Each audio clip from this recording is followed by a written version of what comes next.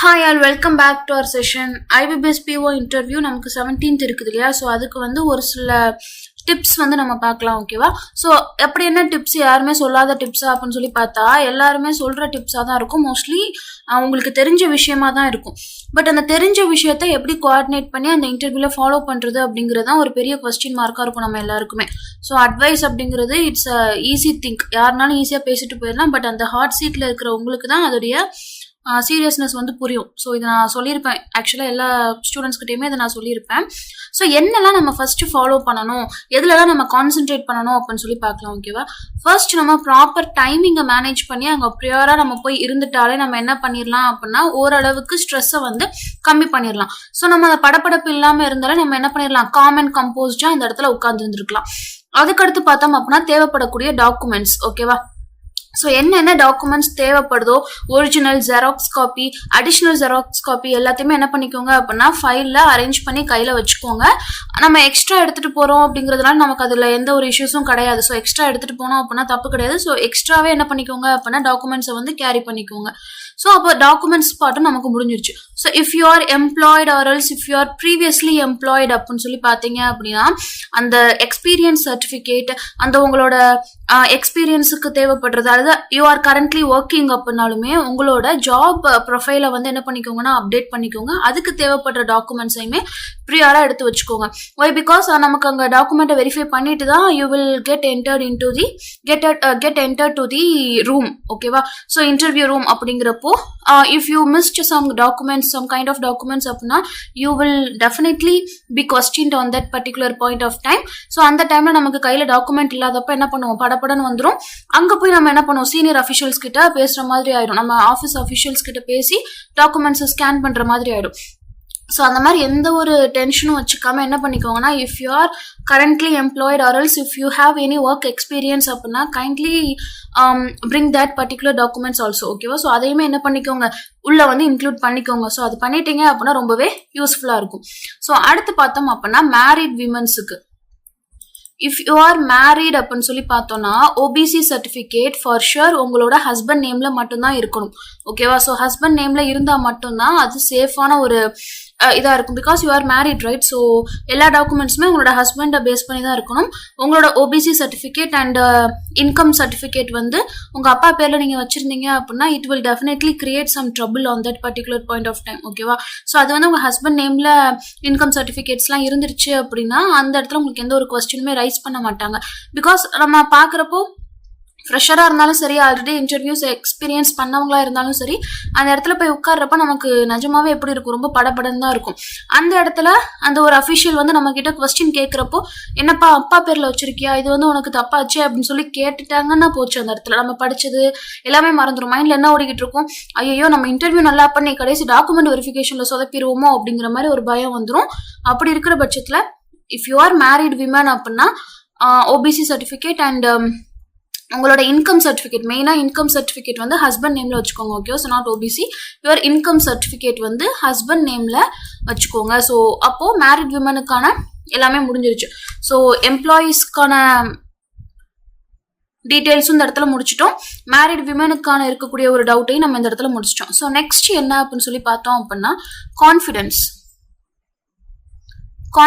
If you R confident enough அப்படின்னு சொல்லி பார்த்தோம் அப்படின்னா அந்த இடத்துல நமக்கு அந்த இன்டர்வியூவில் செலக்ட் ஆகுறதுக்கு 90% வந்து அதில் நம்ம குவாலிஃபை ஆகிடும். So how to develop a confidence on our selfs. எப்படி கான்ஃபிடென்ட்டாக அந்த இடத்துல போய் உட்கார்றது, கண்டிப்பாக பயம் வருமே, அந்த பயத்தை எப்படி காமிக்காமல் இருக்கிறது.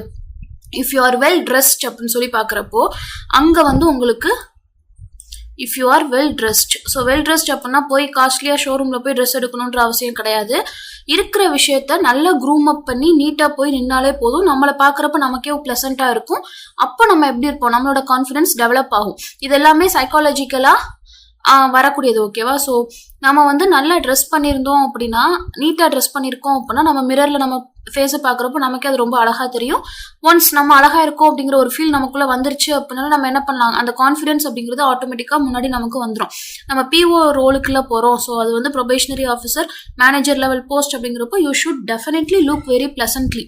அப்படிங்கிறப்போ எப்படி இருக்கணும்? Well dressed in the sense I am not speaking anything on brands. இருக்கிற விஷயத்த என்ன பண்ணிக்கணும் அப்படின்னா க்ரூம் அப் பண்ணி நீட்டாக போய் அப்பியர் ஆனாலே நமக்கு கான்ஃபிடன்ஸ் அப்படிங்கிற ஒரு விஷயம் ஃபர்ஸ்ட் ஸ்டெப் நம்ம அந்த இடத்துல அச்சீவ் பண்ணிடலாம். ஸோ அடுத்து பார்த்தோம் அப்படின்னா உள்ள போறது, இன்டர்வியூ ரூம்குள்ள போறது. ஓகேவா? ஸோ அந்த ரூம்குள்ள போறப்ப எப்படி போகணும், என்ன ஏது எல்லாமே உங்களுக்கு தெரியும், எல்லா விஷயங்களுமே தெரியும். திருப்பி தெரிஞ்ச விஷயத்த சொல்ல விரும்பல.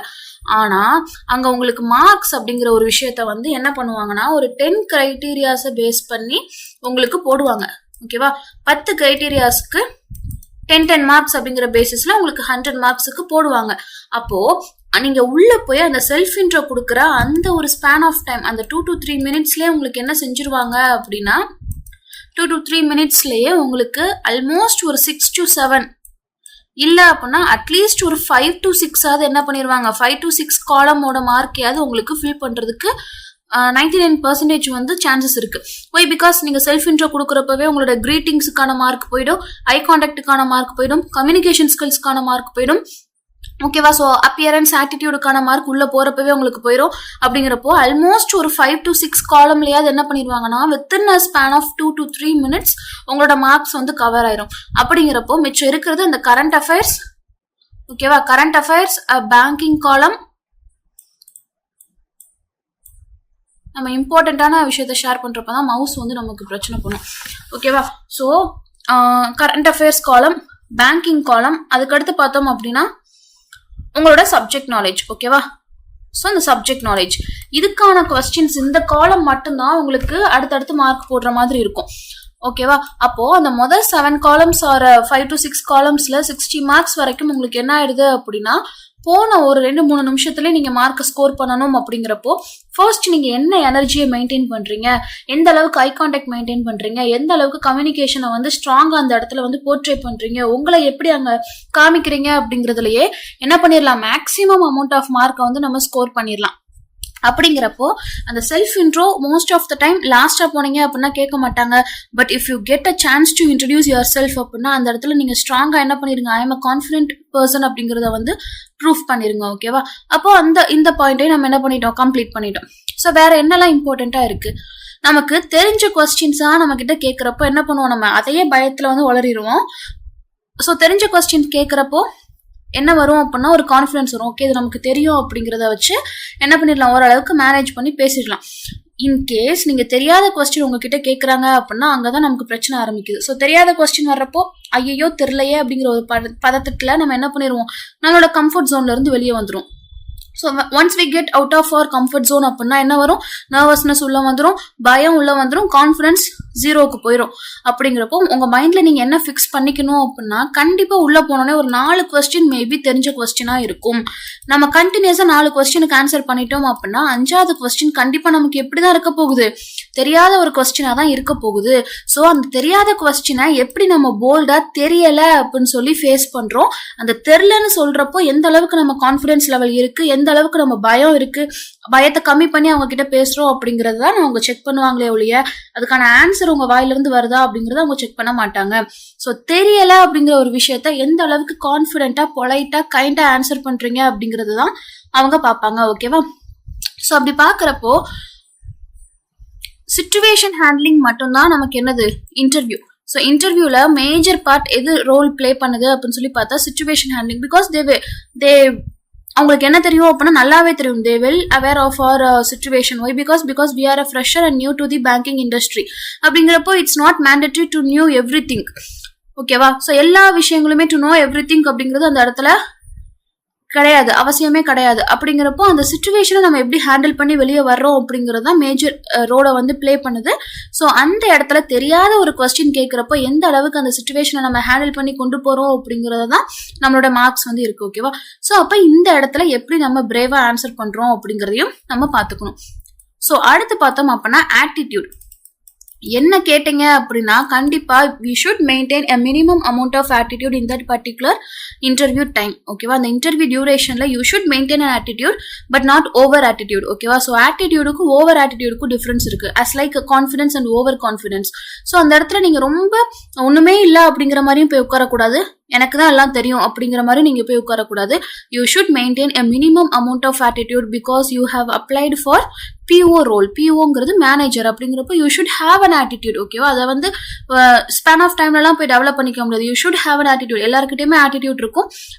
அந்த மினிமம் ஆட்டிடியூட அந்த இடத்துல நீங்க ஷோகேஸ் பண்ணி தான் ஆகணும். ஓகேவா, அதுக்குன்னு அதான் சொன்ன மாதிரி தான், கான்ஃபிடன்ஸ் வேற, ஓவர் கான்ஃபிடன்ஸ் வேற. அதே மாதிரி தான் ஆட்டிடியூட் கொஞ்சமா இருக்கணும், பட் நாட் மேஜர் ரோல். ஓகேவா, ஸோ அப்போ இந்த பாயிண்ட்டும் நம்ம வந்து என்ன பண்ணிட்டோம், கவர் பண்ணிட்டோம். ஸோ தெரியாத கொஸ்டினுக்கு எப்படி பண்ணணுன்றதை பார்த்தாச்சு, ஆட்டிடியூட் அப்படிங்கிற ஒரு விஷயத்தையுமே நம்ம பார்த்தாச்சு. ஸோ அடுத்து என்ன இருக்கு அப்படின்னு சொல்லி பார்த்தோம்னா, never ever use any argument points or else any loose talks. ஓகேவா, எந்த ஒரு லூஸ் டாக்ஸும் விட்டுறாதீங்க. ஸோ ஆர்கியூ பண்ற மாதிரி ஏதாவது பேசிடாதீங்க. ஓகேவா, ஸோ நீங்க விடுற வார்த்தைகள்ல இருந்து தான் அடுத்த கொஸ்டின் ஸ்டார்ட் ஆகும். அப்படிங்கிறப்போ if you avoid loose talks அப்படின்னா மோஸ்ட் ஆஃப் த ஆர்குமெண்ட்ஸ் அந்த இடத்துல கட் ஆயிரும். As you all know that என்ன அப்படின்னா பொலிட்டிக்கல் இன்ஃபர்மேஷன்ஸ் எதையுமே, பொலிட்டிக்கல் நியூஸ் எதையுமே நீங்க பேச மாட்டீங்க. ஸோ அது எல்லாமே தெரிஞ்ச ஒரு விஷயம் தான். ஸோ காமன் விஷயத்த சொல்ல விரும்பல. ஸோ வேற என்ன இம்பார்ட்டண்ட்டான ஒரு விஷயம் இருக்கு, if you are from engineering background or else if you are from any technical background அப்படின்னா they definitely will throw the question like why didn't you opt for SO. ஓகேவா, so in SO also there is an IT manager if you belongs to CSE and also there is some other roles. Agree, if your core is agriculture அப்படின்னா you can apply for AFO. then why particularly IBPS PO அப்படின்னு சொல்லி கேட்கலாம். But அதுக்கான ஆன்சரை ரொம்ப தெளிவா அழகா prepare பண்ணிக்கோங்க. பிகாஸ் உங்களோட எய்ம் பேங்கிங் அப்படின்னு சொல்லி மித்தவங்க மேபி சொல்லலாம். But if you are from CSE background or else from agri background அப்படின்னா they will definitely throw the question like why didn't you choose SO as your option. Okay, why particularly IBPS PO? In future, if you got an opportunity to get into an SO, then what you will do? Will you quit this job? அப்படிங்கிற மாதிரிலாம் கேட்கலாம். So அந்த கொஸ்டினுக்கு ரொம்ப தெளிவாக அழகா cross question கேட்காத மாதிரி ஒரு நல்ல ஆன்சரை ப்ரிப்பேர் பண்ணி வச்சுக்கோங்க. ஓகேவா, அப்போ இந்த ஒரு பாயிண்ட்டை நம்ம என்ன பண்ணிட்டோம், முடிச்சிட்டோம். அப்படிங்கிறப்போ நமக்கு அடுத்து என்ன கேட்கலாம் அப்படின்னா கரண்ட் அஃபேர்ஸ் கண்டிப்பாக கேட்பாங்க. கரண்ட் அஃபேர்ஸ் கொஸ்டின் சீரியஸாக கேட்கறதுக்கு சான்ஸ் இருக்கு. லாஸ்ட் 6 monthsக்குள்ளது, லாஸ்ட் ஒரு 2 நாளைக்குள்ளது, அதெல்லாம் கிடையவே கிடையாது. அந்த வாரத்தில் உள்ளது அந்த கணக்கே கிடையாது. கரண்ட் அஃபேர்ஸ் அப்படிங்கிறப்போ ஃபார் எக்ஸாம்பிள் நான் சொல்றேன், வாட் இஸ் விமன் எம்பவர்மெண்ட். ஓகேவா, ஸோ இந்த விமன் எம்பவர்மெண்ட் அப்படிங்கிற ஒரு கொஸ்டின் ரொம்ப காமனான ஒரு கொஸ்டின் பேனல்ல கேட்கறது. ஸோ இந்த விமன் எம்பவர்மெண்ட்டை பத்தி நம்ம ஆன்சர் பண்றோம் அப்படிங்கிறப்போ கர்நாடகால ஒரு இஷ்யூ வந்துச்சு. வாட் இஷ்யூ, என்ன இஷ்யூ அப்படின்னு சொல்லி பார்க்குறப்போ அந்த முஸ்லீம் கேர்ள்ஸ் வந்து அவங்களோட ஐடென்டிட்டியை வியர் பண்ற மாதிரியான ஒரு ட்ரெஸ். ஓகேவா, ஸோ அதை வந்து அந்த காலேஜ்ல அலோவ் பண்ணல, அது போடக்கூடாது அப்படிங்கிறப்போ தே ஸ்டார்டட் த ப்ரொடெஸ்ட். அப்படிங்கிறப்போ விமன் எம்பவர்மெண்ட் அப்படிங்கிற ஒரு கொஸ்டினுக்கும் 2 to 3 yearsக்கு முன்னாடி நடந்த ஒரு கர்நாடகா பொலிட்டிக்கல் இஷ்யூவையும் என்ன பண்றாங்க, it's not a political issue, it's a general issue on women. So அதையும் அவங்க என்ன பண்றாங்க அப்படின்னா கம்பேர் பண்ணி கேட்கறாங்க. ஓகேவா, ஸோ அப்படிங்கிறப்போ 2 to 3 years பேக் இருக்கக்கூடிய ஒரு நியூஸ் எடுத்துட்டு வந்து ப்ரெசென்டா கேட்கறாங்க. அப்படிங்கிறப்ப நம்ம எப்படி இருக்கணும், 6 மாசம் நியூஸ் படிச்சா போதும், அந்த வாரத்தில் உள்ள நியூஸ் படிச்சா போதும், அந்த கதையெல்லாம் கிடையவே கிடையாது. You should aware of all the things that happened around you. அப்படிங்கிறப்ப news paper analysis is really very important. அதுதான் ஃபர்ஸ்ட் இருந்தே நம்ம சொல்லிட்டு இருக்கோம். ஸோ இது வந்து மேபி உங்களோட நேரத்துக்கு இந்த மாதிரியான கொஸ்டின்ஸை கூட கேட்கறதுக்கு நிறையவே சான்சஸ் இருக்கு. And if you R technical background person அப்படின்னா கண்டிப்பா கோர் ரிலேட்டட் கொஸ்டின்ஸ் கேட்பாங்க. நாட் லைக் ஸ்விட்ச்னா என்ன, ரொம்ப ரொம்ப சிலித்தனமான கொஸ்டின் கேட்க மாட்டாங்க. பட் கரண்டா இருக்கக்கூடிய technologies like artificial intelligence, cloud technology, ஓகேவா, cloud technology, bitcoins, artificial intelligence in medicine, ஓகேவா, மெடிசன், இந்த மாதிரி பூமிங்கா இருக்கக்கூடியதை வந்து கண்டிப்பா கேட்பாங்க. அடுத்து கரண்ட் அஃபேர்ஸ்ல ரொம்ப இம்பார்ட்டன்ட் அப்படின்னு சொல்லி பார்த்தா பட்ஜெட்ல இருக்கக்கூடிய எல்லா விஷயத்தையுமே நூப்ஸ் அண்ட் கார்னர்ஸ் கண்டிப்பா போய் ரெஃபர் பண்ணி பார்த்துக்கணும். பிகாஸ் பட்ஜெட் வந்து என்ன பண்ணுவாங்க, பட்ஜெட் கொஸ்டின்ஸ் மேஜரா கேட்பாங்க. ரீசெண்டா நடந்து முடிஞ்சிருக்கு, இந்த ஃபெப்ல தான் நடந்து முடிஞ்சிருக்கு. அப்படிங்கிறப்போ பட்ஜெட் ரிலேட்டடான questions like schemes for middle income people, அப்புறம் லோயர் இன்கம் பீப்புள், அடுத்து ஸ்கீம்ஸ் ஆன் அக்ரிகல்ச்சர், இதெல்லாமே கேட்கறதுக்கு நம்பர் ஆஃப் சான்சஸ் இருக்கு. அடுத்து பார்த்தோம் அப்படின்னா பட்ஜெட்ல கொண்டு வந்த பெரிய விஷயம் tax relaxation. So why tax relaxation கொண்டு வந்தாங்க, டாக்ஸ் ரிலாக்ஸேஷனுக்கும் GSTக்கும் என்ன சம்மந்தம் இருக்கு, இது எப்படி குளோபலா நமக்கு வந்து இம்பாக்டை வந்து கிரியேட் பண்ணுது, tax relaxation for 12 lakhs people அப்படின்னு சொல்லி பார்க்குறப்போ what about the people who are earning below 12 lakhs அவங்களுக்கான ஃபெசிலிட்டிஸ் என்ன கொண்டு வந்திருக்காங்க கண்டிப்பாக கேட்பாங்க ஓகேவா. அண்ட் ரயில்வேஸில் வந்து பார்த்தோம் அப்படின்னா there is no indication on railways increase in budget அப்படிங்கிறப்போ why there is no special allocations on railways அப்படிங்கிற கொஸ்டின் வந்து கேட்கலாம். Because I think last year budget or previous year budget railways play a major role. I think previous year budget okay போன வருஷத்துக்கு முந்தின வருஷ budget ஓகேவா. ரயில்வேஸ்க்கு தான் என்ன பண்ணாங்க ஹியூஜ் அமௌண்ட்டை வந்து ஸ்பெண்ட் பண்ணாங்க well compared with even a defence sector. அப்படிங்கிறப்போ அப்படி 2 வருஷத்துக்கு முன்னாடி இம்பார்ட்டண்ட்டாக தெரிஞ்ச ரயில்வேஸ் இப்போயே ரொம்ப லேகிங்கில் இருக்குங்கிற கொஸ்டின் கண்டிப்பாக த்ரோ பண்ணுறதுக்கு நிறையாவே சான்சஸ் இருக்குது ஓகேவா. ஸோ அந்த ரயில்வேஸ் பற்றின விஷயங்களை வந்து தெரிஞ்சுக்கலாம். And as I mentioned before, schemes is really very important. பேசிக்காக இருக்கக்கூடிய ஆயுஷ்மான் பாரத் ஸ்கீம், பிரதான் மந்திரி ஜன்தன் யோஜனா, இந்த மாதிரியான பேசிக் ஸ்கீம்ஸ் எல்லாமே கேட்பாங்க ஓகேவா. அண்ட் போஸ்ட் ஆஃபீஸ் ஸ்கீம்ஸ் கேட்கறதுக்கும் நிறைய சான்சஸ் இருக்குது. ஸோ பேசிக்காக ஸ்கீம்ஸில் இருக்கக்கூடிய மேஜர் ஸ்கீம்ஸை வந்து ஓவராலாக என்ன அப்படிங்கிறத பார்த்துக்கலாம். அதோட இன்ட்ரெஸ்ட் ரேட்டையும் நம்ம பார்த்துக்கலாம். அப்போது பட்ஜெட் அப்படிங்கிற ஒரு டாப்பிக்கே நம்ம என்ன பண்ணிட்டோம் இந்த இடத்துல கவர் பண்ணிட்டோம். என்னென்ன கேட்பாங்க அப்படிங்கிறத பார்த்தாச்சு. ஸோ ஓவராலாக இன்டர்வியூ ரொம்ப கம்மியான ஸ்பேன் ஆஃப் டைமில் உங்களோட என்ன சொல்கிறது ஆக்சுவலாக உங்களோட நாலேஜ் அந்த இடத்துல அவங்க செக் பண்ண போகிறதே கிடையாது. நாலேஜை ப்ரிலிம்ஸ் அண்ட் மெயின்ஸ்லேயே செக் பண்ணிட்டாங்க. You are qualified for that particular job. One more step, அதாவது இன்டர்வியூ அப்படிங்கிற உங்களோட இன்டர்பர்சனல் ஸ்கில்ஸ், பர்சனாலிட்டி ஸ்கில்ஸ், இதை வந்து தான் என்ன பண்ண போகிறாங்க அந்த இடத்துல செக் பண்ண போகிறாங்க. கரெக்டான வேர்டை கண்டுபிடிச்சிட்டேன். உங்களோட இன்டர்பர்சனல் ஸ்கில்ஸை செக் பண்ணுறதுக்கான ஒரு விஷயம் தான் என்ன அப்படின்னா அந்த இன்டர்வியூ. ஸோ அந்த இடத்துல நீங்கள் எப்படி பெர்ஃபார்ம் பண்ணுறீங்க, எந்த அளவுக்கு அந்த சுச்சுவேஷனை ஹேண்டில் பண்ணி கம்போஸ்டாக இருந்துட்டு வர்றீங்க அப்படிங்கிறத பொறுத்து தான் அந்த இன்டர்வியூவில் உங்களுக்கு மார்க்ஸ் வர்றது வந்து இருக்குது ஓகேவா. ஸோ நான் சொன்ன ஒரு சில விஷயங்கள் மேபி உங்களுக்கு ஆல்ரெடி தெரிஞ்ச விஷயங்களாக இருக்கலாம், இல்லை அப்படின்னா கொஞ்சம் எங்கேயாவது யூஸ்ஃபுல்லாக இருக்கக்கூடிய விஷயங்களாக இருக்கலாம். So hope this session is really very useful and all the very best for your upcoming interviews. Thank you for watching.